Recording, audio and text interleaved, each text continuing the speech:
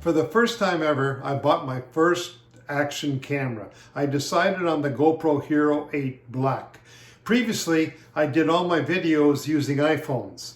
I decided to get an action camera for a few reasons. I'm a pilot, I do a lot of biking, we go on a lot of trips. I just got a granddaughter that's getting very active, and I started producing YouTube videos, so I thought it was time to get an action camera.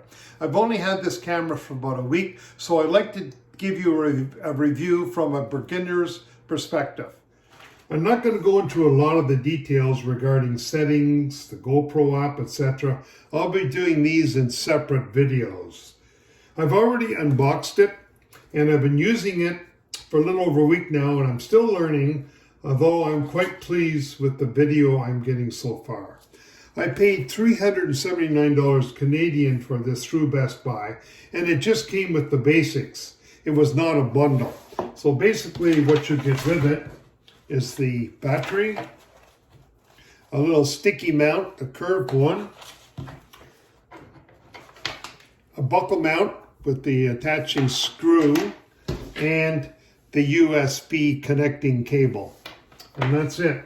So right away, I had to go down to Walmart and buy a little scan disc to go in it. I bought the 128 gigabyte one. Looking at the outside of the camera now, the Hero 8 has something new from previous models. It has two finger mounts at the bottom, which are retractable.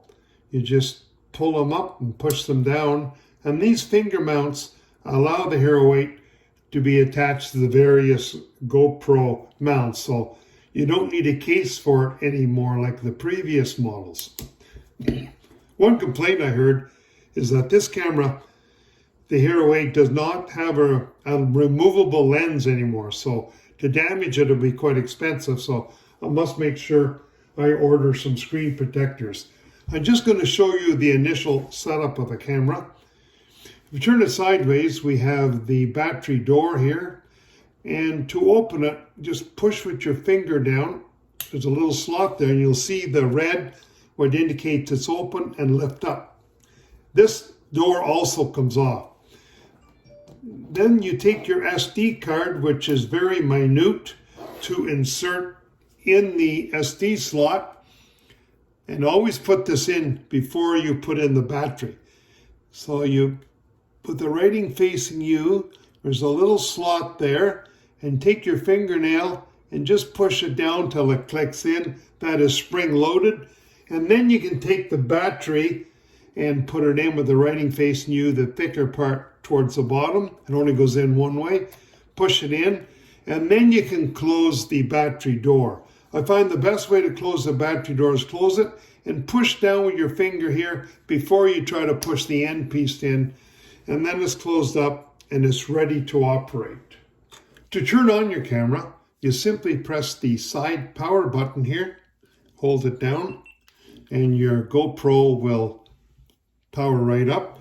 And the power button is also your mode button, where you can go between the three different modes of time-lapse, video, and photo, and you can also swish through the different ones with your finger. So there's the two ways.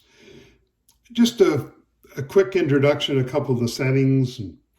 To get to the preferences, just swish down from the top, and you can see the ones that are in blue, the ones already tapped on, which is voice control, controlling the sound of the beeps, quick start, and grid lines. And to remove this preference, just swish up. And for the three different modes, again, I'll be doing a special settings video. You just tap on the photo mode here, and we see we can do live bursts, and night. And the little pencil at the end is also for more precise settings in the photo mode.